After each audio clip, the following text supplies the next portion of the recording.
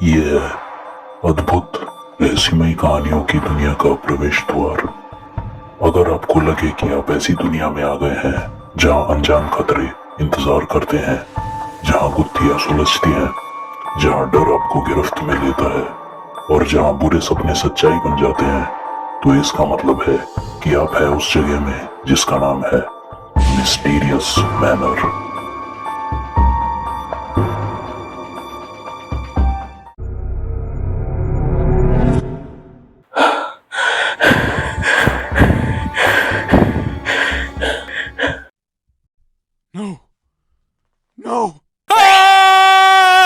एक भयानक सपने ने उस कैदी की नींद तोड़ दी।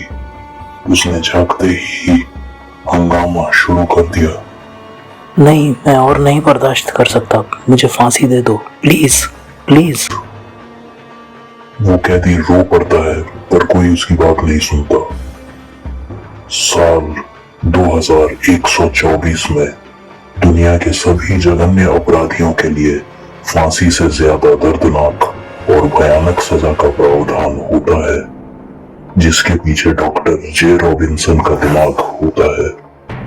डार्क नाइट्स एक ऐसी सजा जिसमें सजा भुगतने वाले को हर रात जेल प्रशासन द्वारा उसकी नींद में बहुत ही डरावना सपना दिखाया जाता है। इस सजा के चलते डॉक्टर रॉबिन्सन को दुनिया भर में कई लोग कोसते हैं, उनका विरोध करते हैं, क्योंकि इस सजा को भुगतने वाला कोई भी व्यक्ति या तो जेल के अंदर ही किसी तरह आत्महत्या कर लेता है या फिर हमेशा के लिए दिमागी संतुलन खो देता है, पर समाज की मुख्य धारा में कभी वापस नहीं आता।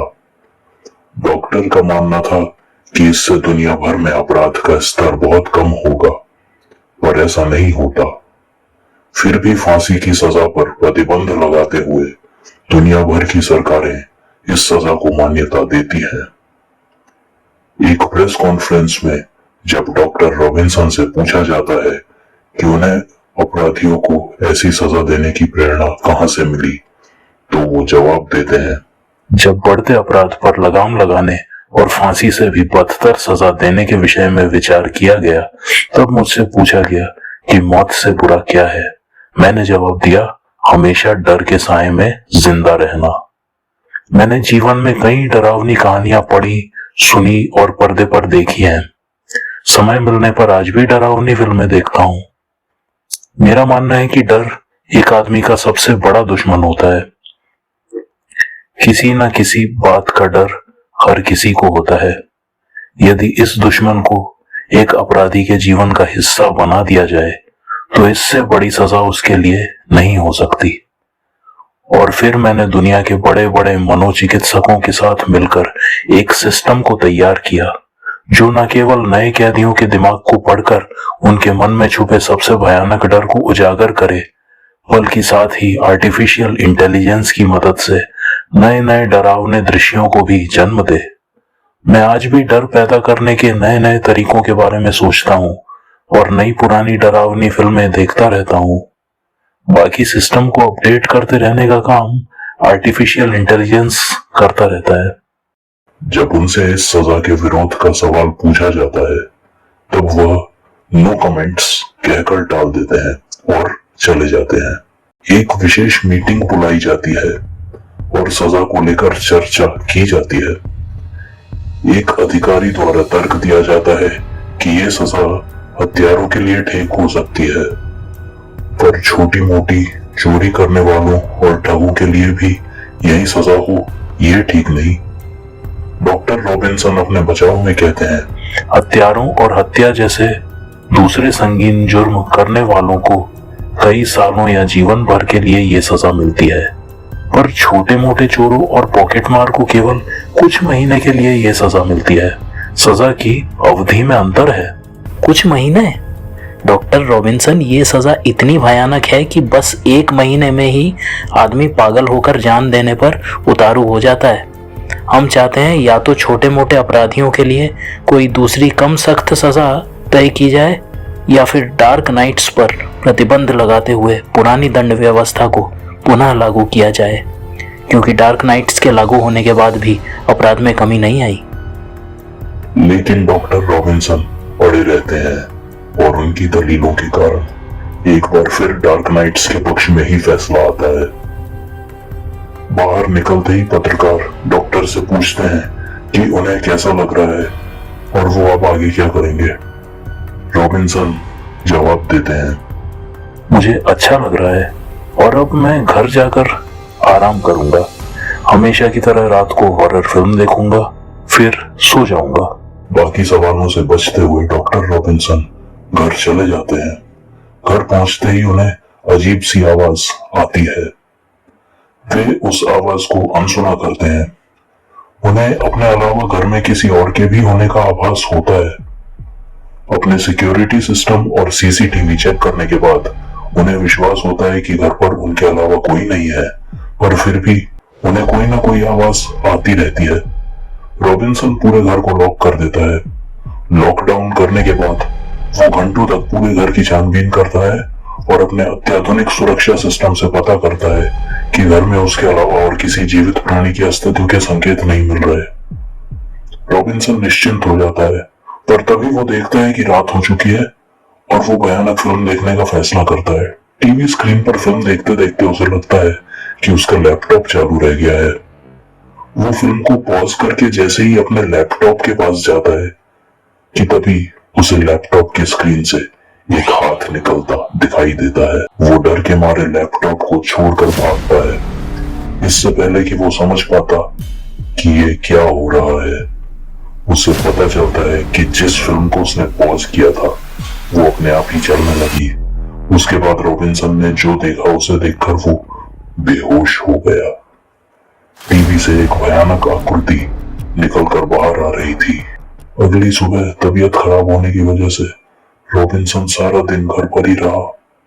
उसने फोन करके सहायता भी बुलाई और अपना इलाज भी करवाया। डॉक्टर, हम पिछले कई सालों से आपको ये समझा रहे थे कि डरावनी कहानियों से दूरी बनाइए, लेकिन आप रोज रात को डरावनी फिल्म देखकर आराम से अकेले सोते रहे और अपनी मजबूत मनोस्थिति से सबको गलत सिद्ध कर दिया।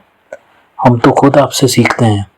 आप खुद भी मानव मस्तिष्क को समझते हैं। आप खुद ही बताइए कि ये हेलुसिनेशन क्यों हो रहा है, और अगर आप नहीं बता पाए तो हम यही सलाह देंगे कि आप डरावनी कहानियां पढ़ना और देखना बंद कर दें। आपको किसी दवाई की जरूरत नहीं। रॉबिन्सन ने तय किया कि वो अब और हॉरर फिल्में ना देखेगा ना पढ़ेगा, पर यह अब भी उसके गले से नहीं उतर रहा था कि वो खुद भी डर के साए में फंस गया, जिस तरह सजा पाने वाले कैदी फंस जाते थे। उसने पूरा दिन घर पर आराम करके बिताया और कोई फिल्म नहीं देखी। उसे ना अजीब आवाजें सुनाई दी, ना कोई भयानक चीज दिखाई दी।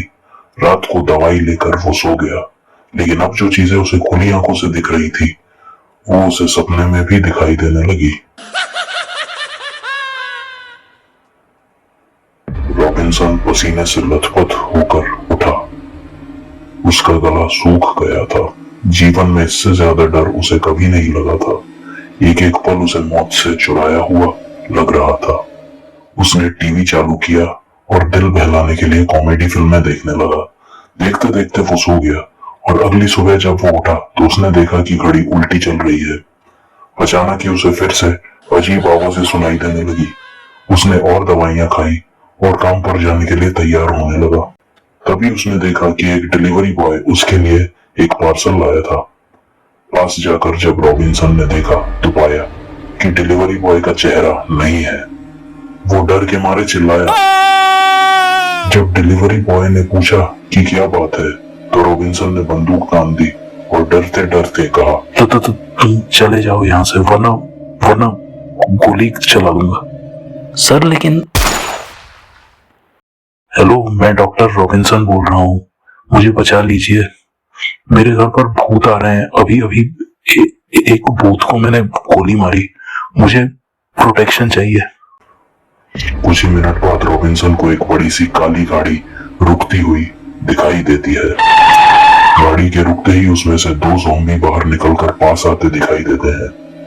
रॉबिन्सन की बंदूक में केवल 2 गोलियां बचती हैं, जिन्हें वो एक ज़ॉम्बी को मारने में बर्बाद कर देता है। तभी दूसरा ज़ॉम्बी रॉबिन्सन के पास आकर उसे थप्पड़ मारता है और हथकड़ी लगाते हुए कहता है, कोई चालाकी नहीं, तुमने एक डिलीवरी बॉय और मेरे एक साथी ऑफिसर को जान से मार डाला।